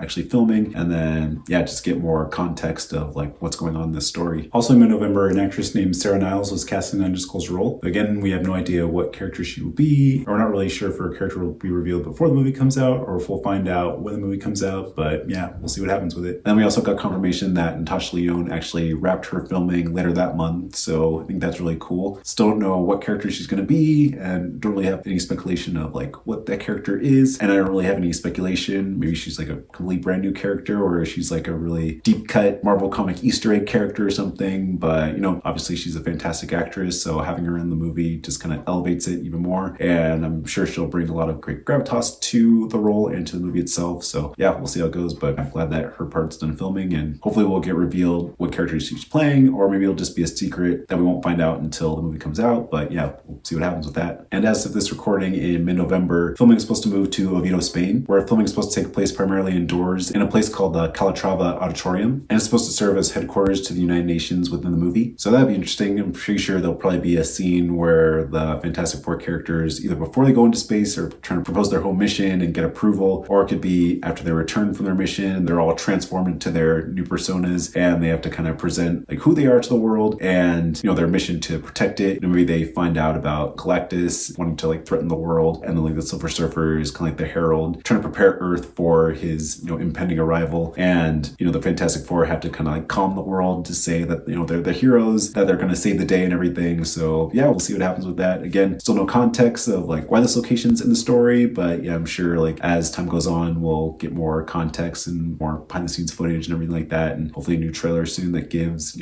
hints of like why this location's in here. But yeah, that's really the only update with that. And then the last update is that composer Michael Giacchino actually played the full Fantastic Four theme at San Diego Comic-Con and at the Hollywood Bowl later that month for the Marvel Infinity Saga concert experience. And yeah, the theme actually sounds really cool. Kind of gives those hopeful vibes of going into space and the whole space race, and kind of like looking ahead to the future. But yeah, if you want to like listen to it, you can like go on YouTube and find it. But it sounds really, really fun, really, really interesting. And yeah, it just gets me more excited for the movie itself, and just shows like the kind of care that these filmmakers and the cast and crew are putting into this project to make it the best thing it can be and make it the best Fantastic Four film that we've ever gotten. So yeah, definitely gets me excited for it. So as I was editing this video, we actually just got a bunch of updates for the Fantastic Four First Steps movie. And the first one is that we got an official synopsis for the movie, and it's pretty much confirming what we already know about the Fantastic Four going against Galactus and the Silver Surfer. And apparently there's supposed to be something that happens that's very personal. Maybe in this version of Fantastic Four, Reed Richards and Sue Storm actually have their children, and maybe either Galactus or Silver Surfer maybe threaten the kids somehow, and that's the reason why it becomes very personal, and it really gets the Fantastic Four into the game and work together to battle Galactus and defeat him along with the Silver Surfer. But hopefully we'll find out soon. Hopefully we'll get a new trailer soon. And speaking of which, as of this recording a couple days ago, Kevin Feige was in an interview where he said that filming will actually be wrapping the week of Thanksgiving. So that's exciting news. So the movie will finally go into post-production, and then hopefully we'll get a brand new trailer. Hopefully we'll get one that's actually released to the public, maybe sometime when Captain America Brave New World comes out. And that also leads into our other bit of news. Apparently there actually was a trailer that was released at the Brazil T23 Expo, and it was pretty much an expansion on the footage that was released at Comic-Con. On Reed Richards teaching the class in front of a bunch of bored students, Sue Storm pretty much making fun of Johnny Storm, saying like, hey ladies, he's single, go ahead and date him. And the Fantastic Four in their new suits about to go up on their mission in space, and the shot of Galactus looking through the building and looking all huge. So hopefully we'll get that footage soon, and maybe even before the Christmas break or sometime before What If comes out, maybe we'll get the trailer then. So yeah, fingers crossed we get it soon. And then the last bit of news, actually speaking of which, Natasha Lyonne was actually cast as a voice in What If Season 3, and it hasn't really been confirmed if this character is the one she's going to be playing in Fantastic Four First Steps, but yeah, again, we'll find out soon. Hopefully as post-production continues rolling and we get more like magazine articles and like news articles and things like that about the movie, we'll get more confirmation on what characters he's playing. But if not, then it'll just be like fun just to find out once the movie comes out, because I know Marvel's done that in the past where they've casted pretty big name actors in roles in Marvel movies, but we don't really find out until the movie actually comes out. So yeah, maybe they'll just keep it a secret until the movie actually comes out. So I guess we'll see what happens, but overall, yeah, I'm really excited to find out. All right, now we move on to Eyes of Wakanda. And with this show, it's going to be about Wakandan warriors throughout history who go to different parts of the world and try to find vibranium artifacts. So I think that could be really cool. Different like side adventure. I know this is also going to be under the Marvel television animation banner, something that doesn't have to necessarily tie into the larger MCU, but can be a little side adventure within the Marvel Cinematic Universe and kind of tell more of the stories that we didn't really get when we were watching Black Panther, about, different warriors and the war dogs and,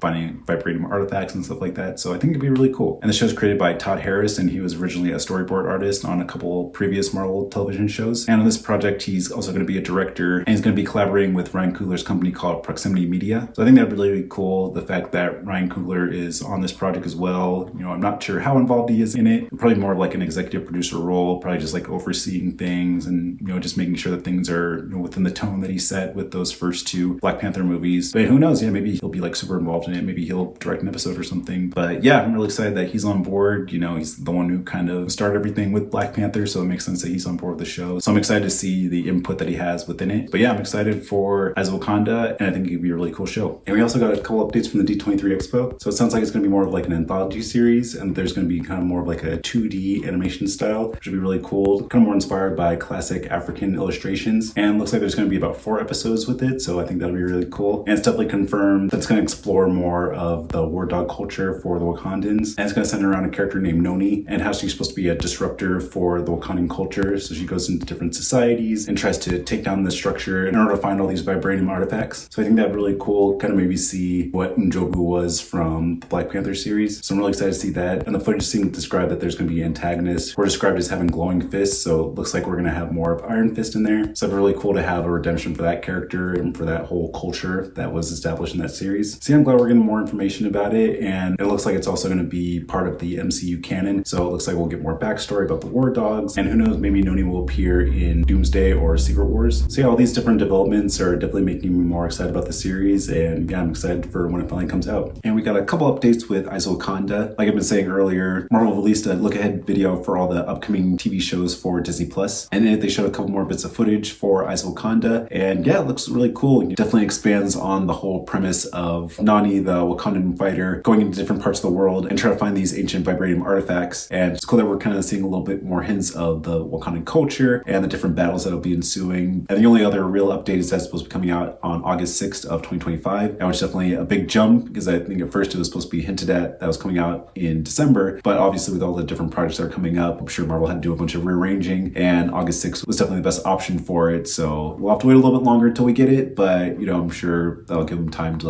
refine the animation a little bit more, and hopefully we'll get a new trailer sometime soon, probably sometime maybe like right after Thunderbolts releases or something. We'll get something like that. And while I was editing this video, we just got a bunch of information for Eyes of Wakanda. We just got confirmation that the Wakandan warriors are called the Hatat Zeraze. So that sounds pretty cool. I'm not sure if that's a kind of deep cut reference to a comic book storyline, but if it is, hopefully we'll get more explanation for it when the actual show comes out. And we just got a big reveal of the entire cast that will be appearing in Eyes of Wakanda. Winnie Harlow, Cress Williams as the Lion, Patricia Belcher, Larry Heron, Adam Gold, Lynn Whitfield, Jacques Coleman, Jonah Zhao, Isaac Robinson Smith, Gary Anthony Williams, Zeke Alton, Steve Toussaint, and Annika Noni Rose. And besides Cress Williams, we have no idea who these characters will be playing, but I'm sure as time goes on, we'll get more casting announcements of which characters they are. I'm guessing that Annika Noni Rose will be playing the character of Noni, just because she's already known for playing Tiana in Princess and the Frog. But again, that's speculation and nothing's been confirmed. But like I said before, hopefully we'll get an announcement of who the character will be playing, and we'll get more trailers where we can actually hear these these actors performing these characters, and yeah, we'll see how it goes. But yeah, I'm still excited for the project, and yeah, just gonna be 4 episodes, so quick, like one and done kind of show, and yeah, kind of give more backstory, more context to the Wakanda culture, and yeah, it just gets me excited for it. So yeah, we'll see how it goes. All right, now we'll move on to Marvel Zombies. And the official synopsis for the show is that it's about a new generation of heroes who battle against zombies. And I know the show was announced way back in the day, back in November of 2021, and that's directed by Brian Andrews, who's actually the director of What If, and Zeb Wells is serving as the head writer. And then it's based on the comic book Marvel Zombies, and it's supposed to be a continuation of the reality that was introduced in What If season 1. And actually, I kind of liked that episode. I thought it was really fun. I wasn't expecting it to be like an actual spin-off series, but I know that episode was like really popular, and that's based on a really popular comic book storyline. So I'm sure like once Marvel saw the response to it, they're like, okay, let's jump on an entire series for it. There's only supposed to be about 4 episodes, so yeah, totally makes sense. Just gonna be like a mini series, just kind of expand on the premise that was introduced in that What If episode and kind of give it more context. And it's supposed to include characters that were introduced in Marvel Phase 4. And the biggest one is that Amon Villani, who played Miss Marvel, is supposed to be one of the main characters within Marvel Zombies, so I think that could be really cool. Not really sure like how she's gonna play out within this story and like why she's kind of like the main one in this story, but it's really cool that she's been given more to do. I really liked the Miss Marvel series. I didn't think it was like the greatest. I think the first couple episodes were really good, and then it kind of,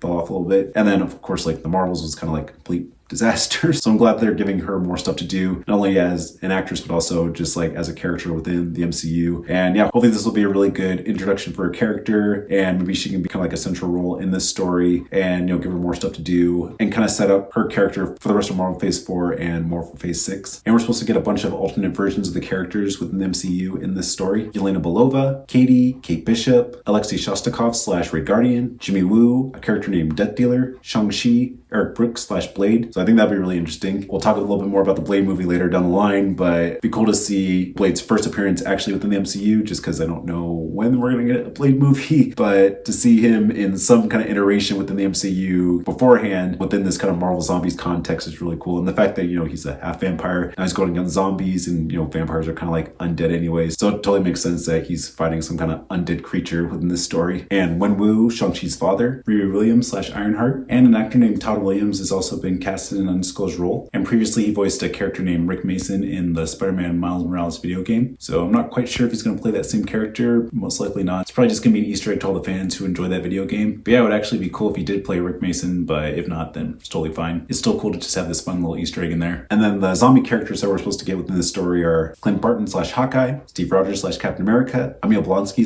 / Abomination, Ava Starr / Ghost, Wanda Maximoff / Scarlet Witch, Carol Danvers / Captain Marvel, which would be interesting to see how Miss Marvel deals with a zombie version of Carol Danvers and how kind of like the emotional stakes that will be involved in that. A character named Icarus and Okoye. And we also got a couple of hints of footage in the Disney Plus Look Ahead video where you have the heroes going against the zombies, and then like the zombies are like jumping off this side of the building and they're going towards the camera and everything. So yeah, it could just look like it's just a really fun, scary show. And apparently it's supposed to be TVMA. This is Marvel's second TVMA show after the Echo miniseries. So yeah, it definitely looks like it's going to be very like dark and intense. So yeah, they're definitely like living up to the premise that was set in the Marvel Zombies comics and then brought to life in the Marvel Zombies What If episode. So yeah, it's definitely going to be more dark and intense, and yeah, definitely gets me excited for sure. And the last thing is that it's supposed to come out in October 2025. So kind of perfectly ties into Halloween season, which yeah, totally makes sense since it's, a show about zombies. So yeah, I'm pretty excited for Marvel Zombies. I'm not like crazy excited for it. I liked the What If episode back in season 1, but I wasn't like in love with it. I was good with it just being like a one and done episode. Didn't really need a whole series. But again, I know it's like a popular storyline in the comics, and people are really wanting to see more of that. So yeah, who knows? Maybe we'll get a trailer for it, maybe after as Wakanda premieres or something like that. Get more context and story, and then get more things that'll get me excited for the series. But yeah, for now I'm kind of like on it, but still open-minded to it. So yeah, we'll see how it goes. All right, now we move on to Blade. There've only been a couple updates with this one. One of them is that a writer named Michael Green was hired back in November to rewrite the script. It's because I know that there's been about like 4 or 5 different writers on this project, and I know like there are rumors about there being some drafts about this being more of like a female-led story, and that Blade was kind of like sidelined to like a 4th build character, and that there was supposed to be a bunch of like life lessons in it or something. So obviously it wasn't working, so they had to fire those writers and then get this new writer in involved, so I think that makes sense. But another downside is that director Yan Demange actually left the project back in June of this year just because of all the delays that have been going on, and he is actually replacing the original director, Bassam Tariq, who also left the project due to creative differences. So now there's no director for Blade, but they're still hoping to film sometime later this year, so we'll see if that actually happens. Hopefully they hire a director soon. I'm sure now that they have Michael Green working on the script, hopefully they can get a solid story going that'll attract a really good director, and that we'll finally get this on board, because we'll see how long Mahershala Ali will still stay involved. I mean, apparently Mahershala Ali and a couple of the actors are still wanting to be on the project, so we'll see how long they stay on. I know they didn't mention anything at this past San Diego Comic-Con, probably because they just want to talk about projects that were kind of surefire bets, or projects that were in active development or filming or in post-production. So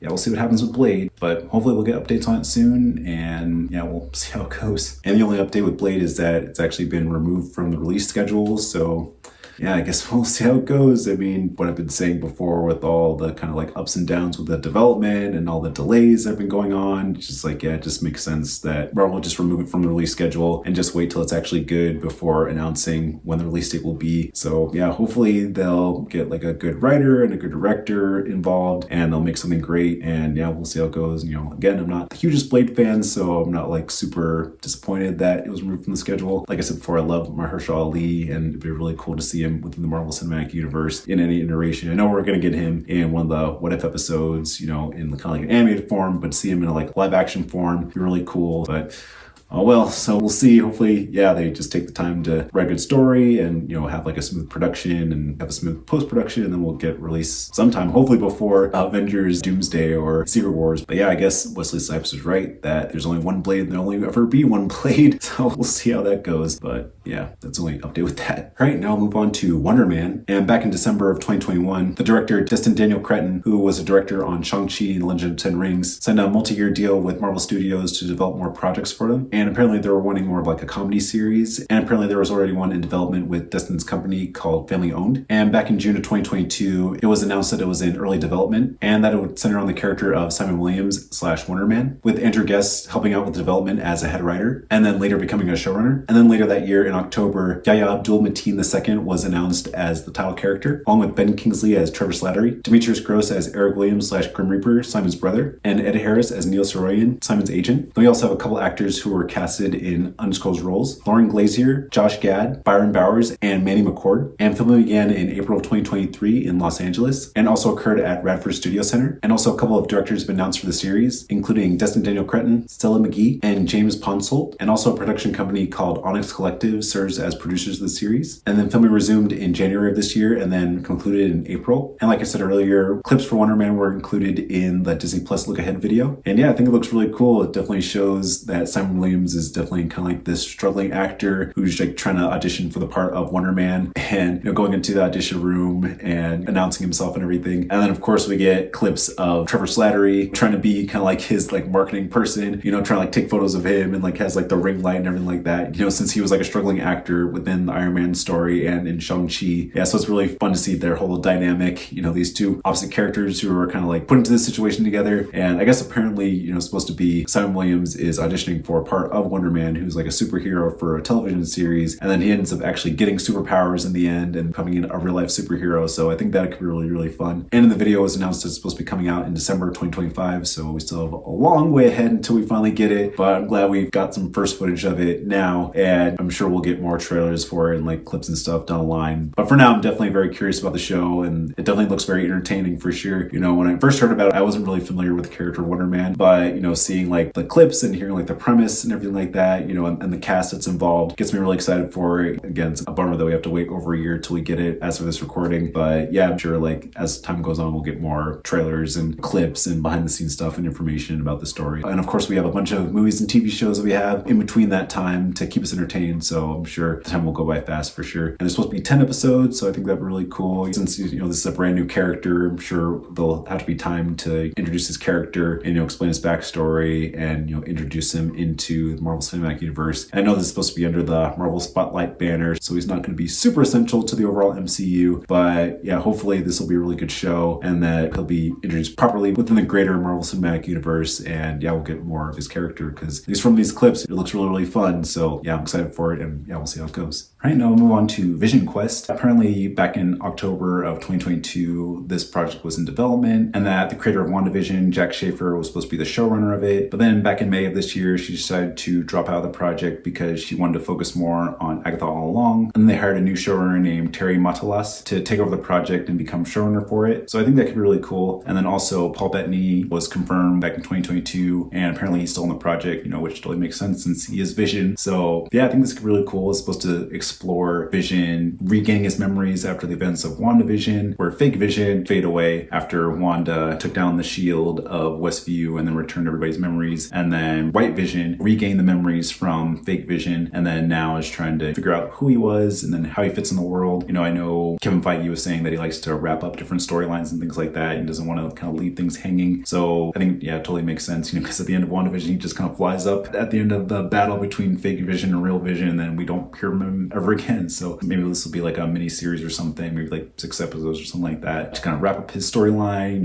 have him regain his memories, bring it back to the Vision that he was beforehand, and then, set him up for Doomsday and Secret Wars. And the only other update is that filming is supposed to take place at the end of this year, sometime in the fall, and that is supposed to come out in 2026. So I think that could be really cool. Like maybe it'll come out like sometime before Doomsday. Maybe it'll wrap up Vision's storyline and then set him up for Doomsday. And yeah, we'll see how it goes. And we don't have too many updates with Vision Quest. This was actually announced a couple days after I posted the previous video for what Marvel Phase 5 and 6 need to do. Is that James Spader is set to reprise his role as Ultron from Avengers Age of Ultron in Vision Quest. So I think that could be really cool. I'm not sure like how he's going to reprise his role, especially since he was destroyed at the end of Avengers Age of Ultron, but maybe they're hinting at the climax where Vision kind of grabs onto Ultron's head and they kind of have this kind of mind merge kind of thing. So maybe like a bit of Ultron is still within Vision, and then maybe as the events of Vision Quest kind of unfold, maybe that part of Ultron is kind of unlocked and maybe escapes Vision's head and then maybe finds another body or something, and then slowly but surely kind of reassembles himself, and then they kind of have this big battle in it or something. But we don't really know anything more about it. Like hopefully as time goes on, we'll get more news and updates with Vision Quest. But yeah, right now we don't really know too much about it. Again, it's supposed to come out in 2026, so we still have a while till we get it, and we don't really have like a confirmed release date for it just yet. So yeah, still lots of time for speculation and news to come out about it. But yeah, we'll see how it goes. But yeah, I'm excited that he's back. Wasn't the hugest fan of Avengers Age of Ultron, but I mean, I really like James Spader in it as an actor, and I think he had a lot of potential to continue on within the Marvel Cinematic Universe. So I'm glad they're bringing him back in this iteration, and yeah, hopefully they kind of give him more to do in this show and make him more of a threat and everything like that. And yeah, we'll see how it goes. But yeah, that's really the only kind of announcement with that one. And the only other announcement is that it's supposed to be kind of like the conclusion of this trilogy of series that start off with WandaVision, continued with Agatha All Along, and then now concludes with Vision Quest. Yeah, which totally makes sense since Agatha All Along is kind of like a wrap up to all the storylines that were set up in WandaVision as far as like Wanda's character and Agatha's character, and then Vision Quest is going to be kind of the conclusion of Vision's character that was set up in WandaVision. So yeah, totally makes sense. So we'll see how it goes, and yeah, again, hopefully we'll get more announcements of like what the premise is of this story and the characters that are involved and the storyline that's involved. But yeah, those are only real announcements for that. All right, now we move on to the Untitled Spider-Man No Way Home sequel, which I'm just going to call Spider-Man 4 for now, which yeah, totally didn't expect. I really thought that Spider-Man 4 was going to be completely by Sony, and that the whole point of No Way Home was to kind of like remove Tom Holland's Spider-Man from the MCU and then put it within its own Sony Spider-Verse. But yeah, it looks like Marvel Studios and Sony are going to collaborate on this movie, and it's probably why it took so long for them to come up with a story, because Sony's been kind of going downhill, especially with like Madam Web and all the different flops they've been having with the Spider-Verse and everything like that, besides the Into the Spider-Verse movies, which are actually great, but all the other live action Spider-Man movies have just been not that great. So they probably reach out to Marvel and say, hey guys, can you kind of help us out? And I'm sure like Tom Holland kind of had to do some convincing in order to help him do that. So yeah, hopefully it's a good collaboration and they have a really good idea for it moving forward. But yeah, I guess this has been in development since August of 2019, that there'd be like a fourth Spider-Man collaboration between Marvel and Sony, and I'm sure there's been a lot of like ups and downs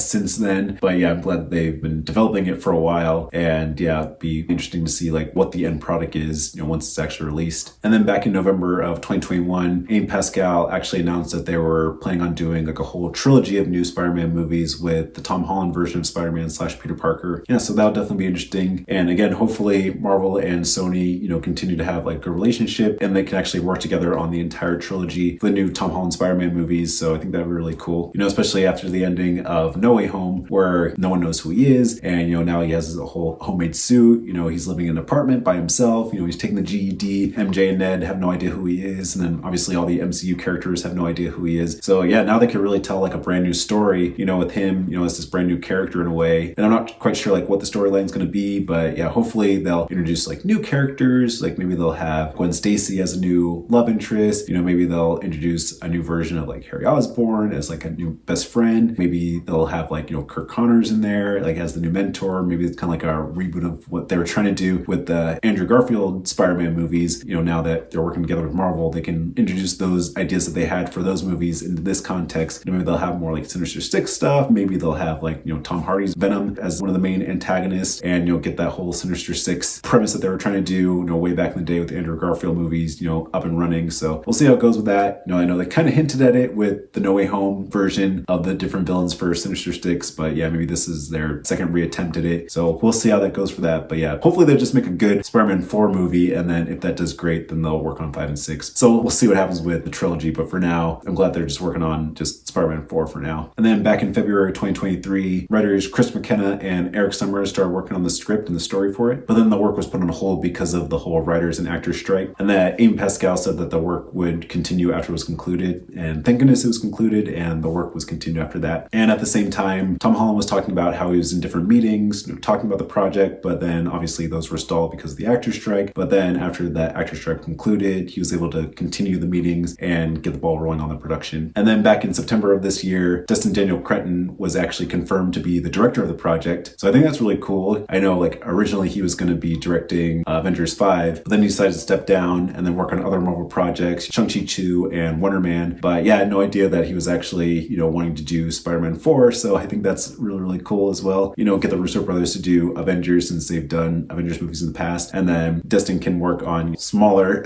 movies in the Marvel Cinematic Universe, just focus on like one character. So I'm glad that he's working on Spider-Man because, he's a fantastic director. I really loved what he did on Shang-Chi, and just seeing the different clips from Wonder Man looks really, really cool. So it definitely gets me excited that he's working on this project. And yeah, definitely wish him the best and hopefully make something really great. And of course, later that month, Tom Holland was confirmed to star, which, totally makes sense because like, why would he be recasting the role? I know he's trying to take a break from acting a little bit, work on his mental health and everything like that. So I'm glad that he was able to take his break. And then now he's coming back as Peter Parker / Spider-Man for Spider-Man 4. And, he's really excited about the project. He was on the Tonight Show with Jimmy Fallon. He was like so excited to finally announce the project. Also in that video, he announced that filming is supposed to take place in summer of 2025 for a release date for July 24th of 2026. So yeah, I'm glad that, they finally have a filming date and a release date. So that's really, really cool. And, everything's like up and running. I know it's been like a long process to get to this point, a lot of ups and downs and a lot of like stops and starts, but I'm glad that production's rolling on this and that, yeah, we'll finally get a Spider-Man 4 movie because, as soon as we got that ending for Spider-Man No Way Home, everyone's been wondering like what's going to happen with Tom Holland's Peter Parker within the Marvel Cinematic Universe and what's going to happen just to Peter Parker / Spider-Man in general now that people don't know who he is and, now he's off on his own and now he's like got the classic suit and an apartment and everything like that. So yeah, we'll see how it goes. But yeah, we had to wait a long time for it, but I'm glad that we finally have a release date on the calendar. And yeah, now it's just a matter of getting the behind the scenes photos and videos and trailers and stuff like that, to just get us more excited. But yeah, I'm excited that it's going to be part of the Marvel Cinematic Universe, and yeah, that we have actual release date for it. So yeah, we'll see how it goes, but yeah, definitely very excited for it for sure. All right, and we'll sort of wrap this up with the two big ones, Avengers Doomsday and Avengers Secret Wars. And yeah, there's been a lot of big updates with these projects, one of them being back in November of 2023, Destin Daniel Cretton dropped out of the project to focus more on other Marvel projects such as Shang-Chi 2, which totally makes sense because I love the first Shang-Chi movie and I know a lot of people did too, and I know a lot of people have been wondering like when are we going to get Shang-Chi 2? So in a way I'm glad that he kind of stepped down from Avengers in order to focus more on Shang-Chi 2, and hopefully we'll get it sooner rather than later. I know there's different slots that Marvel's claimed to release different films, unnamed projects and stuff like that, so hopefully Shang-Chi 2 will be one of them. And that originally they're going to be written by Jeff Loveness, but he got fired from the project because he worked on Ant-Man and the Wasp: Quantumania, and that didn't do well, so he got fired and then got replaced replaced by Michael Waldron, who worked on Loki season 2 and on Doctor Strange and the Multiverse of Madness. And then another major update with that is that back in December of this year, Jonathan Majors was fired from Disney because he was put on trial for abusing his ex-partner, and he was let go from all these different projects, so he couldn't be King the Conqueror within Marvel Cinematic Universe, which was kind of like a blessing in disguise because the King character hasn't really worked as well within the MCU.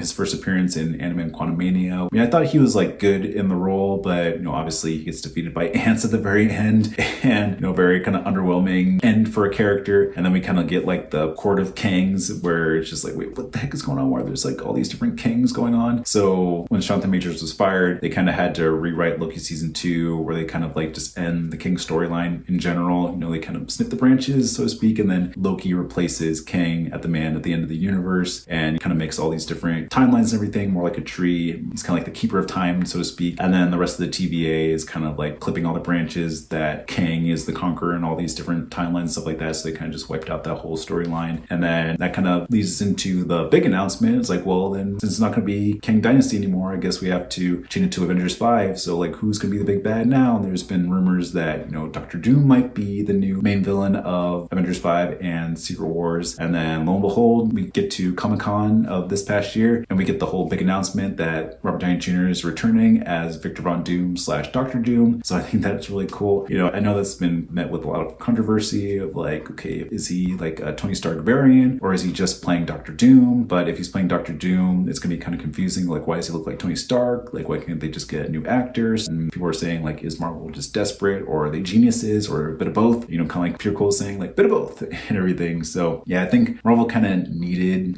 something like this. And I know there's been rumors that Robert Downey Jr. and Chris Evans would come back into the MCU to some capacity. We saw Chris Evans come back as Johnny Storm, and then makes sense that we have Robert Downey Jr. come back as Dr. Doom for Doomsday and Secret Wars. So yeah, we'll see how it goes. I'm happy to see Robert Downey Jr. in the role. I know a lot of people are saying like, oh, maybe like Mads Mikkelsen could be Dr. Doom or something, because I know other actors within Marvel Cinematic Universe have played 2 different characters. So I guess it makes sense. But given the fact that Robert Downey Jr. is such an icon of the Marvel Cinematic Universe as Iron Man, pretty much the face of the franchise, it'd be kind of weird to see him as a brand new character. So hopefully they'll lean more towards that he's like a Tony Stark variant. There's different rumors that, something may have happened in his childhood, and that like his parents were killed earlier on, and then he had to move back to, Latveria, and then adopted the name Von Doom. So, that makes sense for him growing up to be Victor Von Doom. Or, something happens later on in his life, like instead of him being brought into the cave at the first Iron Man and then being Jensen and,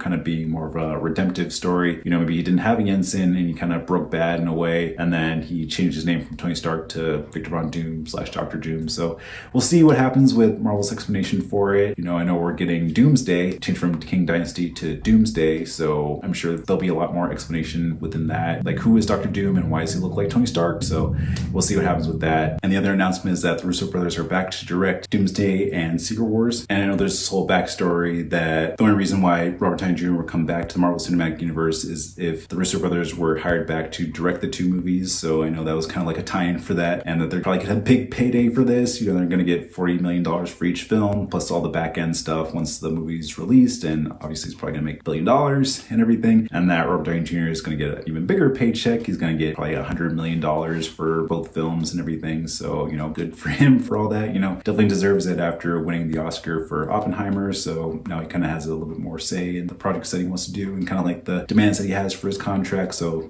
totally makes sense. And then also Stephen McFeely has been brought back to write both movies, replacing Michael Waldron. So that was probably one of the deals of why he was replaced. But it's too bad that Christopher Marcus isn't also involved in writing the films as well, at least as far as we know, because I know that Christopher Marcus and Stephen McFeely have been writing a bunch of Marvel movies together. So it's interesting seeing just Stephen McFeely work on this, but I'm sure, he can handle it on his own, and yeah, we'll see how it goes. But yeah, overall, I'm excited for both movies, and, I'm glad to see Robert Downey Jr. back within the MCU. We'll see how he's brought back in the MCU, and we'll see, kind of how Marvel treats his return to it. Is it going to be a Tony Stark variant, or is it going to be playing a completely different character? We'll see what happens. But I'm sure, like, as time will go on, people will process it more and, be more commonplace. But yeah, for now, I know it's still very controversial, but yeah, we'll see how it goes. And filming is supposed to take place within the second quarter of 2025 in London. So I'm glad they have a plan for when they start filming it. I'm sure probably like Infinity War and Endgame probably take like a year or so. So like give them plenty of time for post-production work and then make the films just as good as possible to kind of wrap up this multiverse saga and yeah, just make it the best finale that it can be. And yeah, just sort of wrap all this up. Just want to say that I'm really excited for the Marvel Cinematic Universe. I know we've kind of had a lot of ups and downs since the end of Endgame and a lot of hits and misses with the different movies and TV shows and a lot of like overcrowding and a lot of like hit or miss with all the quality that we've been getting as well. But yeah, I'm glad that Marvel kind of took a break for the year of 2024 and just had just a couple of TV shows and like one movie to release, and that now they kind of took the time to make all the movies and TV shows really good and make the story more consistent and not to have all this kind of convoluted storytelling and, you know, like hit or miss quality, but yeah, actually tell like an overall story and do a lot of rearranging, a lot of shuffling of different projects and ideas. But I think it was all worth it. And yeah, just like all the stuff I've been talking about earlier, all the different projects that have been announced that are coming up and everything just gets me excited again for Marvel Cinematic Universe. And, you know, I'm glad that they have like different banners that they have for the Marvel Cinematic Universe, like Marvel Studios, Marvel Television, Marvel Animation, and then Marvel Spotlight, just so that people don't feel the pressure of watching every single thing in order to get what's going on within the MCU. But yeah, you can kind of pick and choose what you want to see. And, you know, if you watch it, great. If you don't watch it, you know, it's not going to hurt anything. So yeah, I'm glad that they decided to kind of divide and conquer out the MCU as far as that way. And yeah, it looks like Kevin Feige and all the different heads of the departments really kind of learned that lesson from what happened with Marvel Phase 4 and a little bit of Phase 5. You know, I'm glad that Bob Chapek's finally out and we're not kind of like diluting the brand and everything. And like, you know, Bob Iger is kind of like seeing that and, you know, trying to help to make the MCU amazing again. So yeah, we'll see how it goes. And yeah, I'm really excited about the different projects that are announced. Probably not going to watch like every single thing, but from the ones that I'm really excited for, I'll definitely be in line for it in the theater or first one to watch on Disney Plus for sure. And hopefully they can kind of continue the ball rolling and continue to make the MCU, you know, what it was back in the Infinity Saga days. But yeah, in the meantime, I'm really excited for it. And yeah, we'll see how it goes. But yeah, thank you so much for watching this video. Be sure to give it a like and subscribe for more videos. And be sure to comment below saying what movie or TV show from Marvel Phase 5 or 6 you're excited for. And I'll see you next time.